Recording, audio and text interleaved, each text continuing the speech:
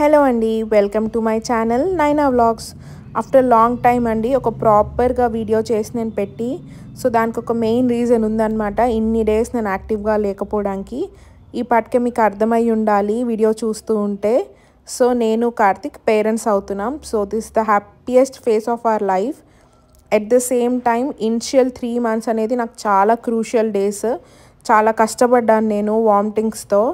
ఇప్పుడు అంతా సెట్ అయింది. అందుకే కొంచెం బాగున్న తర్వాతే స్టార్ట్ చేద్దాము వీడియో అనేది అని చెప్పి ఇన్ని రోజు నేను యాక్టివ్గా లేను.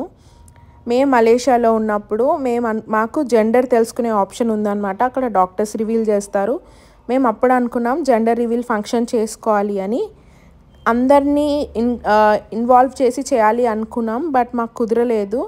అందుకే మేము ఏం చేసాము అంటే 1 day బిఫోర్ ఇండియాకి వస్తున్నప్పుడు ముందు రోజు అనుకున్నాం ఒక మెమరీ లాగా ఉండాలి, మన బేబీకి చూపించాలి ఫ్యూచర్లో అని చెప్పి మేమిద్దరం అనుకుని ఇంట్లోనే ఇలా చిన్నగా సెలబ్రేట్ చేసుకున్నాం అన్నమాట.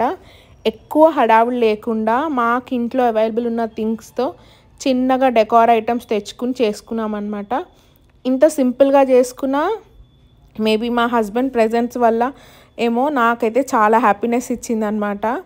సో అలా వైట్ కలర్ థీమ్ అనుకున్నాము, సటిల్గా ఉండాలి అని చెప్పి మంచిగా పిక్చర్స్ తీసుకున్నాము.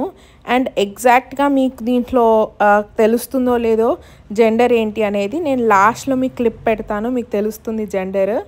మంచిగా పోజెస్ కొన్ని చూసి ఎలా తీసుకోవాలో అని చెప్పి మేమిద్దరం మంచిగా ఫొటోస్ తీసుకున్నాము. నాకైతే ఫుల్ హ్యాపీనెస్ ఇచ్చిందనమాట. సో ఒక మెమరీ లాగా ఉండాలి ఫ్యూచర్లో చూసుకోవడానికి అని చెప్పి, బికాస్ ఈ మూమెంట్స్ అనేది మళ్ళీ మనం ఎక్స్పీరియన్స్ చేయలేం కదా. సో మంచిగా పిక్చర్స్ నేను అనుకున్నట్టు తీసుకున్నాను.